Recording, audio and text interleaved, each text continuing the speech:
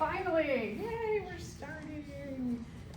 Sorry about Monday. You know that like when you sit in a car and you go from park to reverse or drive, it wouldn't move. So I had to call a mechanic, and then he told me how to dismantle that part and stick a screwdriver in and do it. And he said, but this might not last very long. You might destroy the whole mechanism, so come right here. So not the way I want to start the semester, but things happen. And so one of the things I want you all to know is that I understand you all have lives outside of this room and things happen. So just let me know. If something's happening every single week, I might be a little like, but I do understand that things come up, and I try and help everybody as much as I can. So, I'm Professor Zarowski. I say my name, Zur, and then that A-W in the middle, ow, rhymes with wow, Zarowski. Today we will talk about the scientific method, and we'll do a lab on the scientific method. In addition, we'll do a laboratory safety lab. The safety lab will be due today. Lab 1 we will probably work on today, and then also on Monday. So you'll hold on to that to finish up. Your homework is work through the Getting Started module. Finally, have the syllabus up. The Getting Started module essentially takes the syllabus and it puts it into smaller chunks, so you're not like, oh my gosh, there's 14 pages to read. Please make sure you read the Getting Started module mindfully. I know you're getting hit with tons of rules this week, so kind of the rules of the course are all chunked out in there for you. You also have a couple of small little assignments, a learning log. You're going to make a plan for your learning success in this class this semester, a little get to know you discussion, a quiz on the syllabus and the rules. So make sure, I would say, go through the Getting Started module first, open up the syllabus, and then take that quiz. You can, while you're taking that syllabus quiz, you can have your syllabus open, you can go back and forth to the Getting Started module. I want you just to kind of like understand the rules. On Monday, we'll finish up chapter 1 and lab 1. So I like to start class always like this. I tell you what we're doing today, what we're doing next. When something bigger starts coming up, the first exam, probably next week I'll start putting when your first exam is coming, I know, right? So I will make sure to notify you of this. All this stuff is in the syllabus. There is a schedule in the syllabus, and I have tried to mark all of the things in this class. I tried to mark the correct dates on there. I tried. So hopefully that also matches up with the syllabus and with what I start with. Okay, couple things. Let's talk a little bit about what you need in this class. So there are a few things you need for this class. One is my notebook. I do not have it in the bookstore yet. I will have it probably next week, but it's essentially what you have in front of you. It puts all of the notes for this class into one notebook. You do not need a traditional notebook for this class. So you'll use notes like this, and it'll come in a paper copy. You could get that paper copy from the bookstore. It's just a nominal fee, maybe like, I don't think it's more than $20 for the printing of it. If you like to use a tablet, when I have the notebook completely finished, there's just a couple tweaks I'm making. You can use a tablet in class to take your notes. If you're somebody who likes to like write that into your tablet, you can download the whole PDF of it. And so then that way, if you're a tablet user, or if you have a computer that you can write into, then you can use that to follow along. One of the things I am going to ask is that you take your phones or tablets or computers that you are not using today, you're not using any of those today, put them away. Off your desks, not even over, put them inside of a bag. There is research that says that the proximity of your phone to your body will distract you more the closer it is. The further away it is, the less distracted you are. So for example, you come to class and you leave your phone in your car, you actually will improve your focus in class. It has been proven. Just that thing has become such a part of our lives.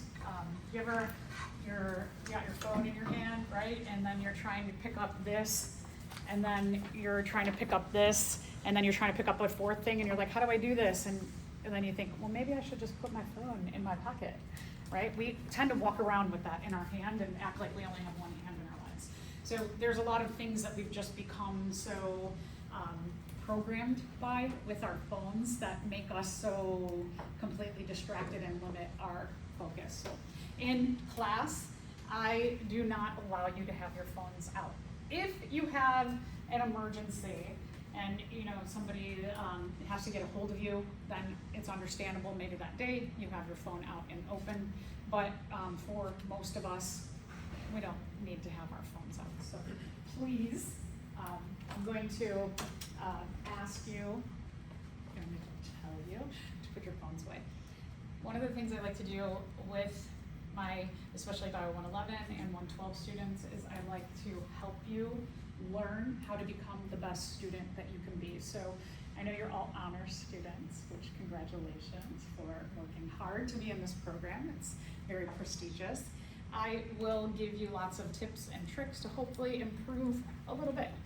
Clearly you've got good study habits already to get here into this program, but perhaps there are some tweaks. And I know that you all are having very competitive academic and career paths that you're going into. And I truly, the reason that I teach is because I want my students to fulfill their dreams and their goals. And I do a lot of reading about psychology and study habits and education and the changes in education to try and kind of boost you up and make you the best student you can be so that you do achieve your dreams and goals. The other thing is a little selfish on my part, is that I want my students to go out and achieve their dreams and goals so I can benefit from all the amazing things that you're going to do in this world. So, a little twofold there. You do not have much homework in this class, hardly any. Your homework, your biggest homework focus is these study guide objectives. So I want to talk a little bit about these. Again, let me see if I have them up. I am tweaking a couple things last second for those, and I will have them done no later than Friday. So let's go to Canvas. So a little introduction. Canvas can be found if you go to the Moraine Valley homepage, morainevalley.edu. There's a login. You can get to Canvas through MD Connect. You can log in here, Canvas. You use all of your credentials for logging into everything at Moraine Valley. I like that, here's one thing. Or you can go canvas.moraine.edu.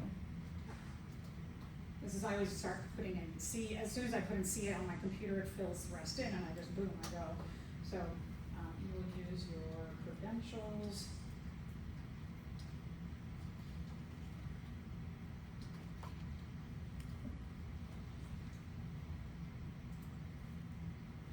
And this is what Canvas looks like. In terms of communication in this class, I prefer that you communicate with me via Canvas through your inbox. If you send an email, I'll eventually get it. I get to the Canvas messaging system much faster because I've got it on my phone. So even in between classes or while students are focused and working in lab and I don't need to assist anybody, I can just get on my messages and I can respond to people. So I do prefer that because I get there faster. There's a number of things that are really great about Canvas, is that it has a to-do list. So hopefully most or all of your professors are using Canvas for your assignments, is that you will see everything that you have due. Mine tells me what do I have to grade. So that's really nice there. There's also a calendar here that you can click on that and it'll show you any assignments you have due day by day. So there's a few really nice tools here. There is a Canvas app. If you do not have it on, if you have a smartphone or a tablet or something that you kind of carry around with you, I highly suggest that you get the Canvas app. And then that way, if you get messages from your professors like, class will start at 9:30, nope, forget it, class is canceled, that you have those things come up right on your phone with you. So, a number of good things about Canvas. Courses, if you scroll down, you'll have a picture of all of your courses, or you could go here and get the list of courses that you have. So let's take a look and find our course. So here it is, 501-160. And I try to make Canvas as just simple as possible. So you have only 3 places to look. Grades, I'm probably going to just get rid of the rest of this. Actually, I don't think it's too much. I like to have just your homepage where your modules exist for the whole course, and then I like you to just be able to go to grades. I don't like to muck things up. Again, your to-do list shows up here on the right-hand side of the screen.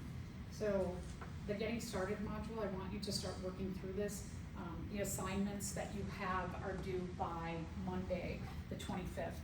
Very simple, just kind of warming into the class.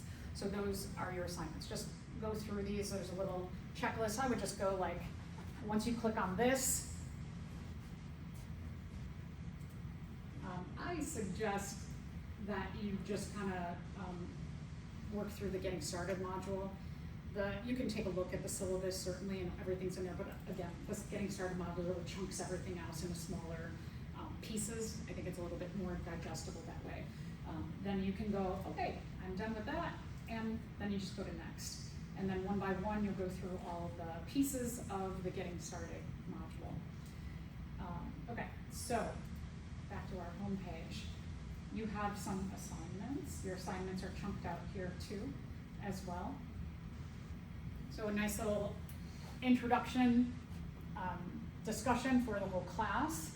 And then this is just between you and I. I'd love to know if you have a preference for your name, if you like to go by something that is not what is in MV Connect. If you don't know this, you can actually change your preferred name in MV Connect. You can get in there and change it. So a lot of students don't know that. That's something that just happened this year, finally. I would love to know your preference of your name. If your name is mispronounced all the time, like my last name is often mispronounced, so I like to do a phonetic pronunciation. You saw I put Zer, Z-E-R, and then ow rhymes with wow, and ski. And so if you have a mispronounced name, I'd love to know how to say it correctly. If you have a pronoun preference that's other than the binary choices, I'd love to know that. And then if you have any accommodations through the Center for Disability Services, if you don't know, and maybe in high school you had accommodations for a learning disability or some other issue, you can register with the Center for Disability Services. It's in the building with the clock tower, kind of all the way across on the other side of campus. So please, if you haven't done that and you need to, please do that. But this is just for you and I. A little quiz on syllabus. Again, you can open up your syllabus, you can use Canvas while you're doing that, and then a little plan for success in the class. A couple other things that I want everybody to know about that are pretty awesome here on campus. Most of you are going into some kind of STEM career. So we have a really great club, the STEM Club on campus. Dr. Deanda Shah is amazing. She runs that club. A number of things that are really great about the club is, one, it has things, there are presentations of things that are interesting to you as a STEM-focused student. They go on field trips to places like Argonne, for example. They have people come in from various fields in the STEM world. So you get to learn about, maybe you have like one plan for what you're doing, you get to learn there's other things in the world that are happening. There's so much in the world, like I feel always, especially in this day and age, that I know like this much of everything there is to know in this world. So I'm always hungry to know like what else is out there. It's a great way to learn about those kinds of things. The other thing is that you can be with people who are like you. I mean, the nice thing about being in the honors program is already you get to be in classes with other students who are clearly academically focused, which is really nice, right? So here's another place, the STEM Club, that you can surround yourself with people who are like you, make new friends. And again, it's a really fun thing. Last thing, as you move forward through your academic career and then your actual careers, it is going to be so important that you not just have like a 4.0 and you've taken honors classes, but that you have diversified yourself to have joined clubs, that you have done shadowing, that you have done informational interviews, that you have volunteered, that you have a maybe part-time job in the field that you want to go into. So those things are really, really important so that you show how multidimensional you are. You cannot any longer in this day and age just be a really good academic student. You need all of those other things. So here's a really also nice thing to put on those applications, put on your resume, and again, it's really fun. It's a really great thing. So you can click on that and then it'll lead you to how you can get all of the announcements from Dr. Deanda Shah, and then it'll tell you like when they're meeting, and you can see what's coming up. So I highly recommend that. Two other things that are money related. I love free money. So if you are a student who is in a lower financial bracket, we have a couple of programs where you get financial support. And there's actually both of these programs have not only financial support, but they have like support in getting you on your academic and career path. I really wish that I had these things when I was sitting where you were, because my family, we grew up really poor. And so I would have been like, wow. And my parents didn't go to college, and so me and my sisters were the first in our family to go to college. There was a lot that I had to figure out on my own, like many of you. So if you are in a lower financial bracket, please check out the Greer Scholar Program. It is STEM based. And then also, a lot of you are going into health science careers. If you're going into computer science or law, there are programs that can help you get a little job. So for example, like if you're going to be a pharmacist, it is a really good idea to become a pharmacy technician. This program pays for school, and you end up with a certified pharmacy technician position. And so it's like all bundled into everything you need to do. Plus it is supported by the government, who they work through an office here at Moraine Valley, and also they make sure that you get that degree as well as that certification. So again, these are for lower income bracket students. There's also so many scholarships that come up throughout the year here at Moraine Valley. A lot of times nobody applies for them. So if you're the one person who applies for the scholarship, guess who gets it? You. I usually try and keep my eyes and ears peeled. If they say a new round of scholarship applications have just opened, they are open until the next month, I will send you all a message and be like, hey, free money, let's get on that. So every so often check that, but again, I'll try and send you information. So just some other things that I like to bring to the attention of my students. Okay, below the getting started module, you can also, like me, I love to be organized. When I am organized, I feel so good, right? Doesn't it feel good? So I like things tidy. I strive for that constantly in my life. So in Canvas, if you're done with getting started module, boop, you can go like that, and then you can make it kind of disappear, and then you have your unit 1 right there. So unit 1, I don't have them up yet. Shortly, your study guide objectives will live there. I'm going to show you another classes. Hopefully we'll have them done. I will definitely have them done by Friday. Let me just show you an example.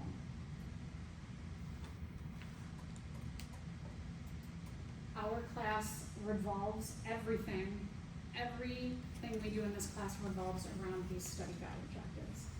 So this is Bio 112, to give you an idea. You have to write these up for homework. This is your homework. So the study guide objectives, they show you everything you could be tested on in a unit. So it just lists out, these are the things that you need to focus on. The note packet in front of you, and then eventually the notebook that you will get, everything that's in here revolves around something in your study guide objectives, which means that for the unit, these are 2 chapters. These are the first 2 chapters of the unit. There are, in this unit, 5 chapters. So it'll probably be about 80 pages for this unit. So your study guide objectives, when you write them up, they should be pretty close to, I mean, usually good ones are probably around between like 30 and 50 pages. So, should you start working on these the weekend before the exam? No. You should start working on them now. Well, we'll wait till I get them just finished up. So, what I would suggest, and I will remind you every single class, you should be working on, when you go home this weekend, you should work on your study guide objectives. That's your homework. So this week you've got a little bit of homework. We'll worry about the study guide objectives next week. Everything on here is what you can be tested on. If something is in, like the book is, I like to think of the book as like a supplement to the class. So let's say that today we're talking about the scientific method, and there was just like one point that you're like, I kind of get what she's talking about, but I need a little clarity. You can open up the free e-textbook, free, and you can maybe go to that section. The chapters of the textbook, I do not cover everything in a chapter. So you do not have to read the whole chapter. I would say, actually, don't read the textbook at all. Go over the note packet. Read the note packet. I put it in a format that is kind of like a textbook. And then the way that we take notes is that you will follow along on the PowerPoint and you will fill in the blanks. And that gives you time to take notes, but also to listen and synthesize. So this is really like your textbook that you're going to have. This is what you should study. This and this are married together. They go together. All the labs reinforce everything that's in the study guide. So everything in the class is designed around these objectives and what you need to know for your exams. Exams are multiple choice. They are, I'll usually make it like, I think the first exam is 65 questions over 5 chapters, and I'll probably make it 69 questions. And so here's the thing, is that the last 4 are not extra credit. Any 4 are extra credit. So I do it in a way that I give you 69 questions, and the perfect score would be out of 65. So if you get 66, you got extra above, you're over 100%. You can then get wrong like number 2, number 3, number 18, and number 16. And then those all are kind of wiped out and you sit at a nice 100%. So I try to make it more advantageous in the way that I do the extra credit for you. I do put on, so you will see in here that there are quite a number of illustrations and pictures in the packet. I know it sounds like, oh my gosh, it's long, but look at, like, there's a couple pages where it's just gonna be about drawings. If we spend time drawing, going over drawing, if I put a drawing in here, it means you should study this. When I was in college, I used to go like, oh cool, skip, just pictures, skip, just pictures. No. And then I learned, oh, the pictures are really important. I'm a visual learner. I should actually study those. So I like to put pictures on the exams and things that you see in your packet and ask you questions about that. So exams, when we're talking about multiple choice exams, you might have something visual to reference, and a lot of times they come right from here. So study, whatever, anything that I put in here, if you do your objectives, I've had students do them and they hand in 4 pages. And I'm like, and they're like, I answered exactly those things. So the definition, for example, when we talk about, this is another class, but let's say that I talk about natural selection in the other class, and I have 4 pages about natural selection, and I say define and give an example of natural selection. I don't want you to just give me the definition. I probably want you to write all that background information, because that helps you to learn that definition of natural selection. So if I intentionally put something in here, there is a reason. It means that it helps you to learn that objective. So when these things seem so simple, if there's a lot of information in this packet surrounding that thing that says maybe just define, you probably should write it all out. I would say essentially what you are doing with your objectives as you're rewriting your notes. There is a lot of research that says that the best ways to study are to rewrite immediately as soon as you can. Rewrite things that you learned, because that helps to reinforce your learning. The more reinforcing you can do, the better. So rewrite as many senses as you can use. So like the fact of writing, for me, I know myself as a learner mostly. I always learn new things about my learning. Always trying to learn new things about myself. I know that if I write something down, like if I have to go to the grocery store and I make a list and I write that list out, I could take that list and throw it in the garbage, and I go to the grocery store and I can see it in my head because I wrote it out. I can visibly see it. I also, on my list, I'll count, I go, okay, I got 10 things, and then I'll go to the grocery store and I'll see that list and I'll be like, I got 10 things. If I get to 9 and I'm like, what is that last one? I know I'm missing something if I don't have 10 things. So I'm like, I got that one more thing, and then I'll go back to thinking about my list. I'm like, oh yeah, it's that thing. So the fact of writing really helps us to cement things. The other things that are really important are then to take the information that you have written out, review it, meaning that you're studying it, and the pinnacle of studying is that you quiz yourself on what you have learned. And so, do you ever have a test where you go in and you're like, I know everything, I got this, and then you don't do as well as you think you did? And then I have students often will come and say, I knew everything. How did I get an F on this? And I say, okay, let's look at the objectives. And I'll say, list the people and their ideas that shaped what we know today about evolution. And then they go, I know there's something about the dog. And I'm like, okay, you think you know what you know. And that's one of the things that we do as humans, is we fool ourselves. So like when so I'll tell you a little story about myself. When I was in high school, it was super easy. I went to class, go first period, second period, I did my homework for first period, during second period, and I kept doing my homework, so by the end of the day I didn't have any homework to do, and I would usually get to school about an hour early, so if I had an exam that day I would just study, and I'd do great on the exam. Then I went to college and it was like, this is totally different. And I studied. I would sit on my couch, and I would have my door open and people would come in and out, and I would have probably the TV on or music, and I would just read over my notes. I'll skip that, that's a picture, skip. I'd read them over and I'd think, oh, I got this. And then I'd take my exams and I would get some A's, some B's, and some C's, and it was the first time in my life I had ever seen a B or a C. And then I was like, okay. And I just floated through the first 2 years of college, getting A's, B's, and C's. And at the end of my sophomore year, a bunch of us biology majors that took a lot of classes together were sitting around talking about what does everybody want to do with their future? And people are going around saying what they want to do. They got to me, what are you going to do? And I was like, I'm going to be a zoologist. I want to go to graduate school for zoology of some kind. And they all laughed. And I was like, what? And they're like, you're not going to graduate school. You're not serious as a student. You don't have the grades. You won't get in. And I was like, huh? You know, people in this world, parents, an aunt, a close teacher or coach, they can tell you something over and over again, and you're like, I know. But then at the right time, in the right place, someone says something to you, and you're like, oh, I understand now. And that was I am not serious enough to do and have the future I want. And so that summer, I worked at Mama Tish Italian Ice Company, and in the factory, I took boxes of Italian ice.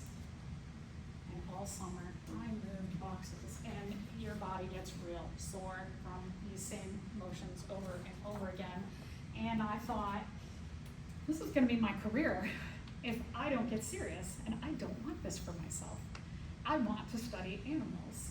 And so I had a lot of time to think, couldn't listen to music or anything while you were moving your Italian ice boxes over and over again. And I thought, what am I going to commit to change my career path here? And so I thought, you know what? And this is kind of interesting that I figured this all out on my own, and then now the research says exactly what I kind of figured out. And I don't think it's a real no-brainer. I mean, I think it's a no-brainer to understand that you have to train for exams. So you will take your exams in here. It will be quiet. You will not be in your bed. You will not have your pets. You will not have music, streaming, social media. Your phones will not be around. You're not going to be just like snacking the whole time. So you're going to sit at a proper desk and a proper chair. And there is a lot of research that says that the way you train for exams should match the way you take an exam. And the closer they match, what that does is it limits a lot of test anxiety. If you're somebody who always said, I'm just a bad test taker, you're probably not a bad test taker. You're probably bad at studying. There's probably something that you need to tweak in your life. So, proper chair, proper desk, total quiet. That's hard. That's one of the best things you can do for yourself is learn how to be alone with your thoughts and be in quiet. I do it a lot, and I figure out a lot of things. So it takes about 30 days for a habit to cement into your life. The first week is usually really, really hard. It gets easier and easier, and then after about a month of doing this thing, it's just like, so it's just easy. So for me, what I did was when I got back to campus in my junior year, I would pack up all my stuff. I would go over to the science building. I would sit in the classroom, close the door. I'd actually hide. I'd kind of like sit here. So when my friends came looking for me to go to a party or do something fun, they couldn't see me. Because I was like, I'm going to hide out. I'm not accessible.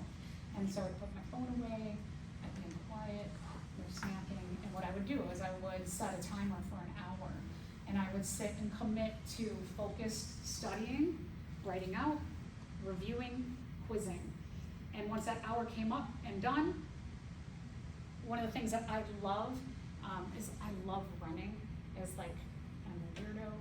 I love running. So what I would do after an hour, I would either run, if it was like nighttime and the science building was pretty empty, I would run down the hall, go all the way up to the third floor, run across, and I would do that for 10 minutes. And I'd let myself do that for 10 minutes. I'm like, yeah, okay, that was great. Maybe have a snack, and then again, another hour. This is called the Pomodoro method of studying. Pomodoro says that you should chunk out your study time to a reasonable amount of time where you can be effective. Like if it was 2 hours, after that hour I knew I'd get a little squirrely and I needed to like do something to de-stress again. So whatever your chunking time is, whether it's a half hour and then you do 5 minutes of some kind of reward, like I did an hour and I did 10 minutes of reward time. And so whatever it is, but be consistent with it. The phone, I know like you get into it and 5 minutes, you're like 5 minutes and you look and you're like, oh, it's 2 hours later. I thought it was like 5 minutes, right? We can lose time really quickly in that phone. So set timers. All these habits are really, really great.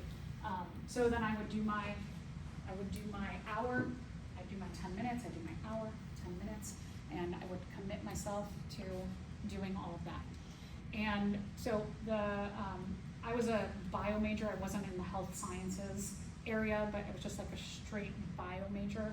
And the hardest class that typically a bio major will take is comparative anatomy and physiology. And you compare human body systems and parts or physiology to other animals' parts or physiology. It's a really cool class. It's really hard though. So we take the first exam in that class, and in our class there was a woman and a man who they usually got the highest grades. We all kind of took classes together, so professor hands out the exams, graded, and puts up the high grade, the low grade, the average, and puts up how many A's, B's, C's, D's, etc.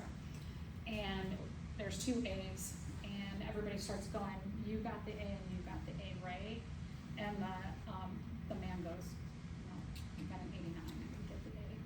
So then everybody starts going, like, okay, who are the next likely culprits to have gotten A? You? Did you? You? And everyone's like, And me and my friend Mark were sitting there. Nobody's asking us, and nobody's asking us. And they asked everybody in the class, and they're like,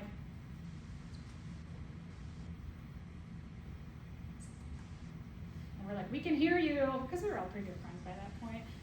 And they're like, did one of you get an A? And I was like, I got the highest A. I got a 98% in that exam.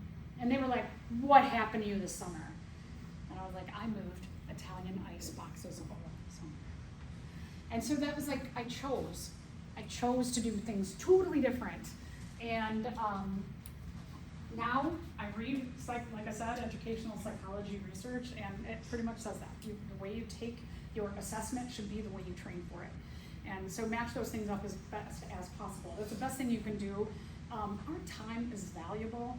You know, like I love the phone for many reasons, because there are cool things that we can do with it. And then I hate the phone because it's just a time suck. Is that I try really hard not to do any social media, because I know myself, I just go, right? And I don't have time for that. I got a lot going on in my life.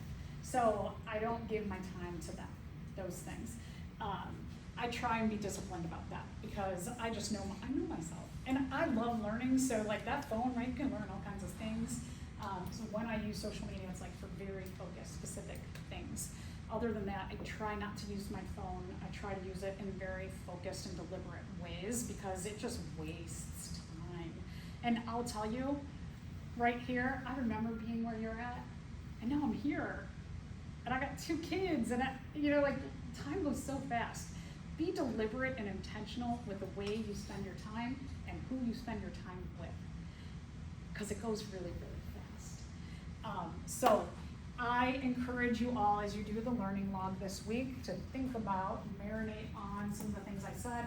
There will be words of wisdom from students who sat will use that. And so think about those things too, and you're going to make a little mind map, graphic organizer to commit to, what am I going to do this semester? And again, I already know you're really great students, but like me, I look at every day as an opportunity to try and be a better person, to try and learn my flaws and try and improve myself. So think about those things too. You got big, important, you all have big, important futures ahead of you. And again, selfishly, I want you to be successful because I want to see what you do. I want you to like create cures and new things and have new big ideas and make those things happen. And I want to read, every day I read the New York Times science section, because I like to just see like what's going on. I love biology, I love science, because so many things are just happening, they're popping out there, right? And so I want to see like what's going on. I want to go, oh my gosh, I had that student, they changed the world.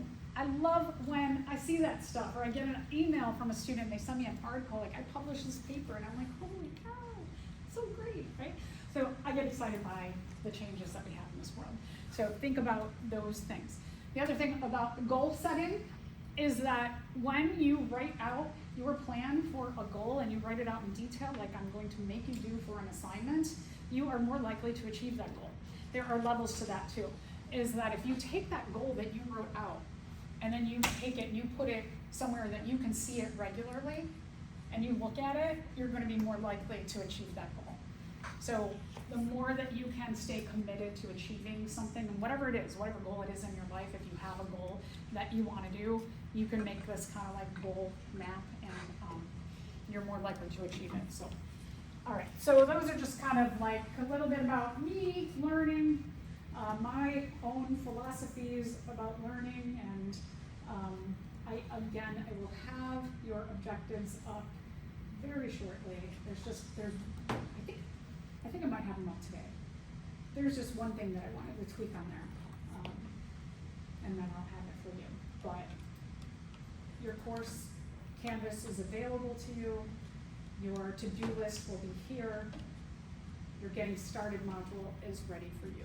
Okay. Here's the other thing too. I videotape the lectures so that I put them up on YouTube, and I have on my own YouTube channel, it's Professor Zarowski, all one word.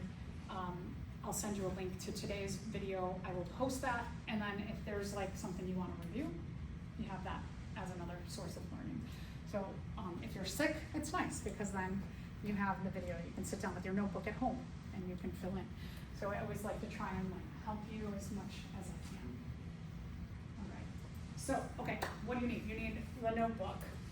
I'll have that by next week, but it is essentially, that's what you have in front of you. You need a lab book by next week. May I borrow? Thank you so much. It's in the bookstore. This is the lab book. I do have the first 2 labs for you. So if you don't have it today or Monday, by next Wednesday, we'll start working on lab 2. Thank you so much. Please have it by then. And then we have a free textbook. They have a hard copy of the textbook in the bookstore. You don't have to buy that unless you really, really want it. Because there is, in your Getting Started module, there is a link, and it's also in the syllabus, there's a link to the free e-textbook. It's a pretty good book. I like it. Right here, free e-textbook. And you just click there and it'll bring you to the book. So you have it here. It's nice. It's kind of cool. You can if you register, you can take notes in it. You can flag things. There's a lot of nice digital features on there, but again, the main thing that you want, if you're like, what are we gonna be tested on? It's all gonna be on this stuff here. This is the main stuff. Use the textbook as a supplement. And then the last thing that I suggest, and I mentioned this already, is that I would get the app, the Canvas app. And that's a really nice feature for you to have just in general at Warren Valley. Okay, so I said a lot of things. Does anybody have any questions? Do the objectives have to be handwritten? Oh, yes, thank you. Here we go. Okay, the objectives. I have one. Thank you, thank you. Other things I forgot. Okay, so I want you to work on the objectives in the manner which best suits you as a learner. So, let's look at a notebook. If you want to use a traditional notebook, you can write them out in a notebook, and then don't rip them out. Leave them in the notebook and hand me, the objectives are due on the day of exams. So the Unit 1 objectives are due the day we take the exam. So you come in and I will make a pile of the objectives, and while you are taking the exam, I will grade them and give them back. They are only worth 5 points, but they are so, those 5 points are like, you really want to get all 5 points, because this is going to really help you learn the material. So if you want to pass a notebook back and forth, we can pass that physical notebook back and forth. Don't rip them out. They're great to have in one place. So if you'd like to do that, I do want you to type them. I mean, I do want you to handwrite them. There's a thing about handwriting that makes us learn better than typing. So you have a wide variety of ways that you can handwrite them. Unless you have some kind of a learning disability. I had a student who used a tablet from her wheelchair and she couldn't handwrite. So she used spoken word, and so that was a totally different accommodation that she needed. So that would work great for her, but there is a lot to handwriting that helps us learn. So the objectives you can see. This one's a short unit in Bio 112. It's only 16 pages, but you can see the drawings and things like that. So if you like to do note cards, do note cards. You like to carry around note cards, and so then when you come in, you just rubber band them or put them in a plastic bag and you leave them, or just a pile, that's fine. So you can do them on note cards. If you like to use, this is a different one. This one's 31 pages. This is an average unit. You can see the drawings and a lot of color cues help you learn. I use a lot of colored pencils or colored pens rather, because like for example, like lists or schedules, I can see the colors better. They actually kind of cemented your brain a So coloring, making different colors for different objectives works great. If you like to use tablet programs, there's all kinds of great tablet programs that you can make them on a tablet, but write them out. This one's 37 pages long. This is actually a short unit. So you can see that. Another example on the tablet. I had one student once who recorded them, they spoke them, because they knew they were an audio learner, and they just listened to them over and over again.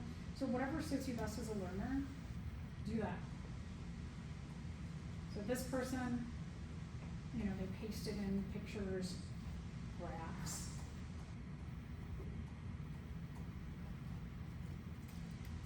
Here's a bad example.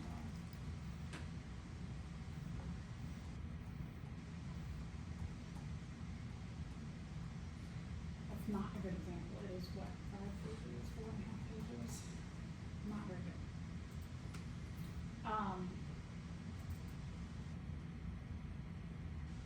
Here's another bad example.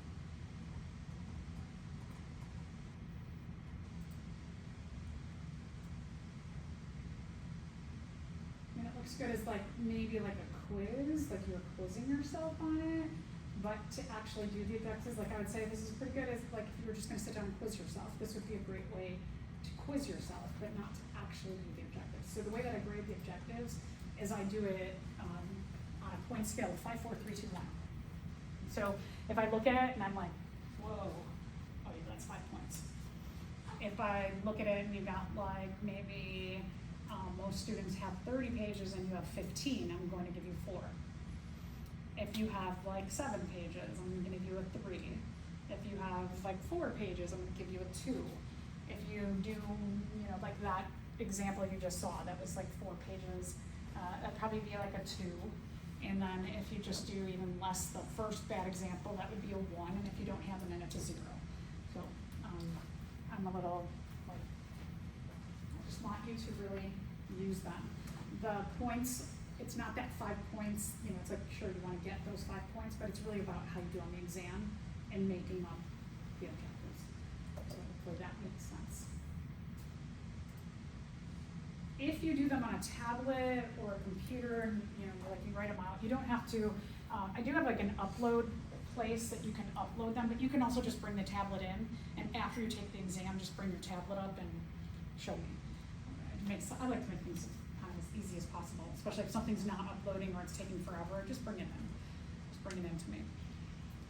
Anybody questions? Okay, so my brain, it's like, do y'all know what a Rube Goldberg is? It's like this thing happens, like the bowling ball goes down here, like you push the bowling ball and it goes down here, and then it switches this lever, and then a tennis ball goes this way, and then the tennis ball goes down a spring, and when the tennis ball gets there, it makes teeter-totter go down, and then the teeter-totter hits something here, and it makes, so it's like a series of events that make some final thing happen, which might be to open the door. But you've got all these other things that happen in the meantime. My brain, it's like there are 87 Rube Goldbergs going on at the same time, and they're all intertwined. And so I work really, really hard to make sure they're all functioning and happening, but sometimes one Rube Goldberg is going off the rails, and I'm focused on 87 other things. So I make some mistakes. If I make a mistake, or you're like, I don't understand what she's talking about, oh, you have this assignment, and you're like, we never got an assignment, just be like, what? I will not be offended in the least. If you think I'm making a mistake, please ask, because if you think I made a mistake on something, told you something wrong, you're confused, you're probably correct. So please feel free to let me know if you're confused about something, or I say something and you're like, I don't think that's for our class, I think that must be for another class, let me know. I love organization, and like I said, I want all my 87 Rube Goldbergs going and organized, but I got a lot going on. And just like you have a lot going on. So I am very good at giving grace to you, but I ask for grace as well. So I try to work very, very hard. So anything you have questions about, please ask. I have, one of the nice things about the format of our class is that we have lecture time and then we have lab. I have right after our class, I've got to go to another 3-hour class. So we don't have a ton of time after class. And usually because I'm getting kids ready in the morning, I'm usually rolling up right about 9 o'clock. So lab time is so great if you have questions. Like what I have had students do in the past is they'll work on the objectives at home, and if there's like one objective that you're like, can you just go over this one thing? I wasn't really sure what you were talking about, or can you just clarify, or can you just like give me a different example? Lab is a great place to do that. My office student hours are from 10:45 till 12:45 on Tuesday and Thursday. It might not be convenient to you, so definitely use lab time if you have any questions that you would come to like a student office hour and talk to me. So that's really like one of the things I love about our format is that it allows us to have kind of like office hour time, student hour time together during lab. Okay, anybody, any questions? If you have any questions, lab is great, Canvas messages is great, after class, whatever. Stop by my student hours on Tuesday and Thursday. If those student hours don't work for you, I can always try and accommodate in a different way. We can try and work something out if you need something. Okay. All right, so we have like 10 minutes, so let's talk for 10 minutes. So we will start with chapter 1. This class we get into about 17 chapters, but we don't go through everything in those 17 chapters. This class is kind of like a cells and molecular biology and genetics. Those are like our big topics that we talk about. So we're going to start with the kind of an introduction to science in general, or biology. We're going to talk about the scientific method first. Let's talk a little bit about biology. What is the science of biology? When we say BIO, does anybody know what BIO means? It refers to life. Yeah. So whenever you see BIO, and we're going to see the term BIO or that part of it, what happened? Oh, I don't know why. Do I have some? Oh no, oh okay, I thought I defined it there, so I must define it in my other class. So just know that anytime you see BIO, it means life. When you see LOGY, it means the study of.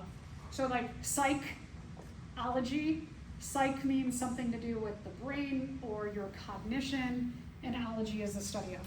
Zoology, what do you see at the zoo? Animals, right? So zoology is the study of animals. So whenever you see that LOGY, it means you're studying whatever that prefix or the beginning of the word is. The way we study biology is the way we study any science, is we use the scientific method. We're going to get into the scientific method. We'll see how far we get. We'll get into a little bit of it today in lab, but probably not too much. So it's a set of procedures. It's like a recipe. So a recipe, you have a set of procedures. You're going to do this, you're going to do this, and you're going to need this, and you're going to get this, and then you're going to combine them, and then you're going to wait for them to combine, and then you're going to do this with them, and then you're going to get a result. And your result, if you're like me, who doesn't really like cooking, I don't really enjoy it, a lot of times your conclusion is, eh. So you get a conclusion, and in that conclusion, you accept or reject your hypothesis. When I cook, I'm always start very optimistic. I'm going to make this great, I made chicken and vegetables and rice for my son the other day. And I was like, I'm gonna do it right this time. Because I kind of like recipes, I go like a little bit of this, a little bit of that. Oh yeah, I'm gonna add a little more of that. And then my Rube Goldbergs are all going, and sometimes when I'm cooking, I'm not really thinking so much about what I'm doing. So anyway, my conclusion was I made it really great. He ate it, he loved it. He's like, that was great. I was like, whoa, okay, good job. So I followed a set of outlined procedures. And I start with an observation. Oh, my son is hungry. I should probably feed him. So an observation is an inquiry, right? If I see him and he's getting a little cranky and he's like, my stomach kind of hurts, I go, oh, he needs to eat. Oh, and I'm sorry to mention that the note packet, all of the blanks are things that are highlighted, they are bolded on here. So sorry if I skipped through this. Like your first line says, the scientific method is a set of outline, and then you're writing in procedures there. So you're following along with this on there, and it gives you, again, time to do some writing, reinforce things in your mind, but also give you a little space on taking notes to think and ask questions if you have them. Okay, so an observation, right? I'm like, oh, he's getting cranky, I better feed him. So there's some kind of phenomenon when we're doing some kind of science, we're seeing something. If the sky were green this morning, like neon green, would you just go and not think about it? No, you'd probably go like, holy crap, what is going on? And then you probably go to your phone, right? And you start to do some research. So observation makes you see something and then you go like, you say, oh, I have some questions about that. So we start with our phenomenon. We ask questions. How did this come about? What caused this? What's going on?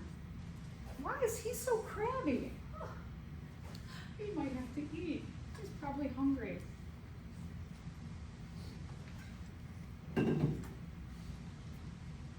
So then we go to research, right? If you saw a neon green sky and you started to ask questions, you wouldn't just kind of like go about your day. I'm gonna guess nobody just goes, You're probably gonna go to your phone. Or maybe you're walking out the door and you're like, maybe I should back it up and go ask my roommate. Do you know what's going on? The sky is neon green. All right, so you're going to do some research, whether it's talking to another person, it's using your phone. In science, what we typically do is when we are trying to discover something, we will go to what we call peer-reviewed published journals. And when you make a discovery, when you create something amazing, you solve something, you create a cure, you are going to write up a paper. And then you're going to submit it to various scientific journals. And then those journals, what they are going to do is they're going to take your paper, take your name off of it, and they're going to give it to experts in the field that you're working in, and they're going to say, review this. Make comments on it for the person who wrote this.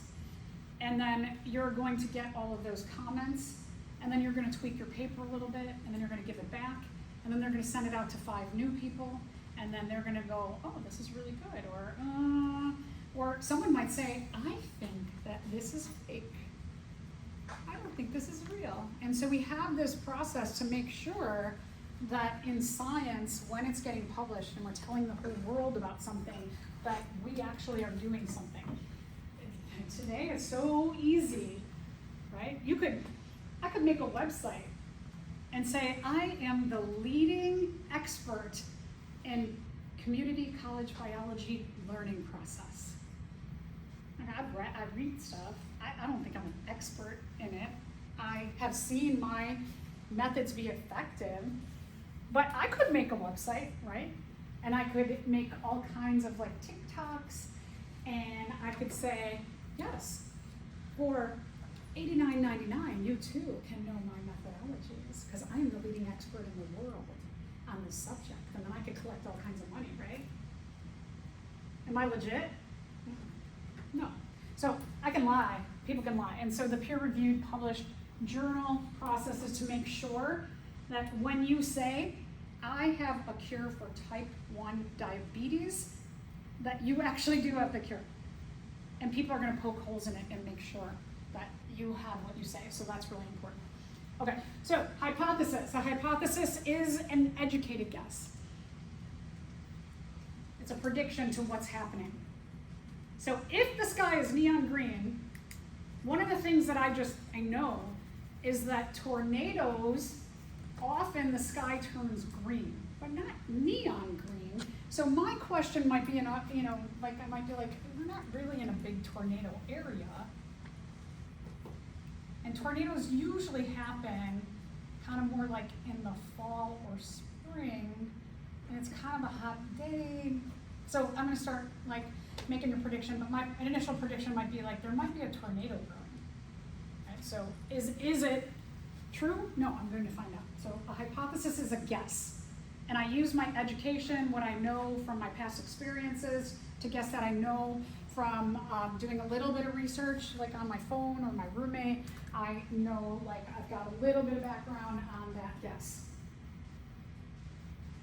So it's a educated guess, educated and guess. In the world, especially if you watch, like TikTok, for example, people will say, I have a theory about why gorillas are social animals, and then they go on about their theory. But really what they're proposing is a hypothesis. Hypothesis and a theory are very different things. They do both kind of go with the scientific method, so we'll talk about those as well. Your hypothesis can be in the form of a question, or it can be a statement. I'm pretty sure in high school they say, your hypothesis must be an if-then statement. If this happens, then blah, blah, blah. It doesn't have to be that. That's like kind of like helps you to maybe form something a little more cohesive, but it doesn't have to be like that. So examples, sky is all crazy with gray clouds, there's no sun.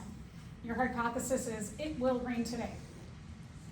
You're going to wait till the whole day goes by to make a conclusion. Yeah, I support my hypothesis, I accept it, or not, I reject it. So you could say that, or you could say, will it rain today?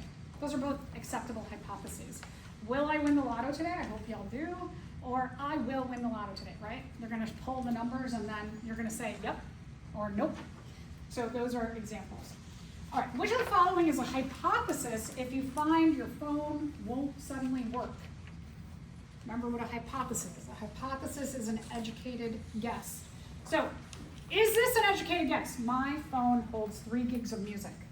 No, that's just like information about your phone. It's what we would call data. There's something wrong with the software on my phone. Is that an educated guess about why your phone won't work? That's a good guess, right? Buy the newest phone. That's an action. That's like the conclusion, is that you get through, you figure out my phone won't work, so I'm gonna go buy that one, so no. My phone has 4,131 songs, 180 videos, and 12 movies on it. Is that a guess about why it won't work? No, not, and some of you might be like, well, it does sound like there's a lot of stuff on there, so maybe it's like really loaded.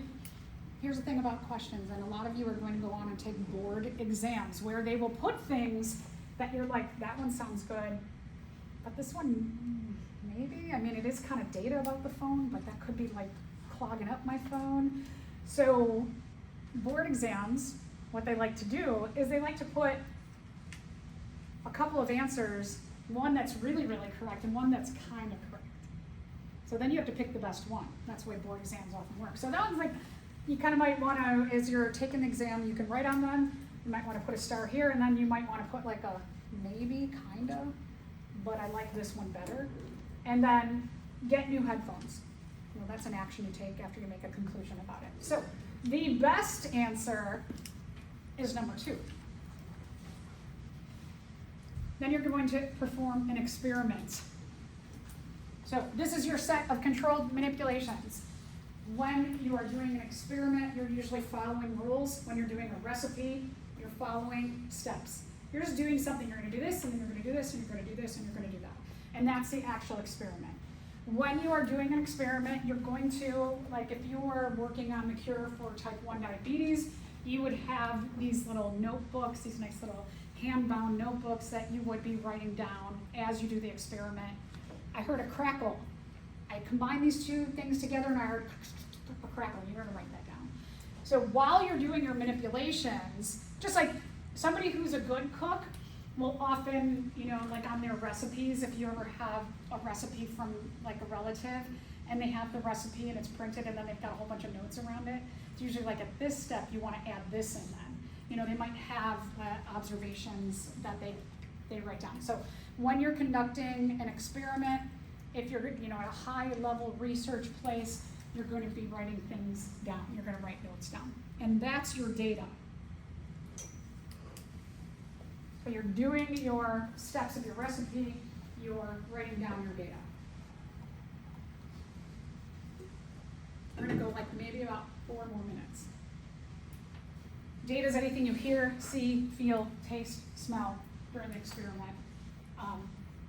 Could be I combined these 2 things and then I smelled chocolate chip cookie smell.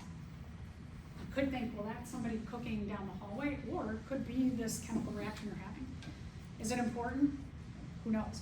But you might go to someone else who's studying, maybe someone's studying type 2 diabetes, and you're like kind of doing very parallel things. You say, when I did this thing, I had this weird thing that happened, and they go, you smelled the chocolate chip cookies.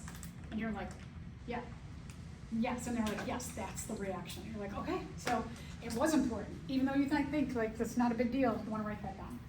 Then you come to a conclusion, and in your conclusion, what you are focused on is your hypothesis. Am I looking at my hypothesis, that educated guess, and I'm saying, yep, I was correct. The software, something was wrong with the software, or nope, the battery died. I reject my hypothesis. This is one thing about science, because scientists are usually very intelligent, driven people like you all. And if you get through your experiment and you cannot accept your hypothesis, oh my gosh, you have to reject it. And then you feel like I'm wrong. But science isn't about like being, I mean, kind of about being right and wrong, but it's a process, right? So if you're studying type 1 diabetes and you have an idea and you do one set of, one experiment, and then you're just like, well, okay, my career's over. I guess I'm gonna go do something else, right? You don't go do something else. You learn from what you did. So you reject that initial hypothesis and you go back at it again and again and again and again. So you will have to say, I accept my hypothesis or I reject it. And it's okay to reject it. You are not going to be marked wrong on any lab that we have if you say, I reject my hypothesis. I want to see that. I want to see, like, it didn't work out the way we thought it was going to, and sometimes it won't. And then you say, I reject my hypothesis, and you are correct in your conclusion of your experiment. Okay. The other thing that happens is that when you, let's say you accept your hypothesis, you're studying type 1 diabetes, and you do one experiment, and it comes out right, do you go on TikTok and make a video, I have the cure for type 1 diabetes? That would be really silly, right? Because what if you go to do it again, and you don't get the same results, and you're like, oh crap, I just told everybody. Okay, you're gonna repeat it again and again and again and again and again and again and again, and then you're going to send it to a friend who works at another university or another company, and you say, do this and tell me what you get. And then you want to see, do they get the same conclusion that I got? And then you're going to send it to another person in the field and say, can you do this experiment? Let me know what you get. And then you might do that with 7 other people, and they all come back and be like, holy cow, you have the cure for type 1 diabetes. And you're like, okay, everybody got that same conclusion. That's great. And then you know what you're going to do? Then you're going to do clinical trials, and you're going to do more clinical trials and more clinical trials before you can tell the world that you have the cure for type 1 diabetes. So it's a long process often when we're going into research, but eventually it's really cool. You're also going to discuss what you found in your data. I did this set of procedures at step 87. Here's a weird thing. There was this chocolate chip cookie smell. And in talking to my friend who works at the University of Washington, they confirmed that at that step, that was a critical thing to smell that particular smell, because that meant that now I have the right vaccine that is going to work. So you're going to go into your data and you're going to discuss it. You're going to, again, you're going to compare with people around the world who are in your field. You're going to write a paper up. It's going to go to the paper, they're going to distribute it, and they're going to have people critique it, and then you get it back, and then it goes back out again, and it might go back and forth 5 different times, this peer review process. So it is very rigorous. That's one of the things that is happening in this world that is really scary, is that the amount of back and forth with experts to check that what you as a scientist are doing is legit, it's like going away. So, can things be duplicated? And again, can I just make a website and say I'm the premier expert in curing type 1 diabetes, and my cure is that you are going to drink 1 gallon of apple cider vinegar a day. Could I make that website? Sure. Could I go on TikTok and say it and sell it? Sure. Am I morally corrupt? Sure. You know, so there's a lot going on here. That is why the process of science is so incredibly important. And where we're going a bit awry today. So again, you all, you give me hope for my future generations, and that's where we're going to stop today. We're going to go over to C-168. So what I typically like to do is, on our way, 168 is on the other side of the building over by the coffee shop, I believe. I always get confused. I still get confused. I've been in this building for 10 years, and I think it's on the other side. But here's what we'll do. We'll go on the way to our classroom. Certainly, if you have to use the restroom, please stop. There is a women's restroom and a men's restroom and a women's restroom right here around the corner. There is a men's restroom down this hallway. There's a women's right on the other side by the coffee shop. There's a water bottle filling station by the coffee shop. There is a unisex bathroom, like diagonally on the other side of the building, if you want. I just ask, like, use the restroom, grab some water. We'll go into lab. I like to do a lab introduction and get you all going. And then if you want to like go get a coffee or a snack, then I would say go do that then. I like to just try and I know you all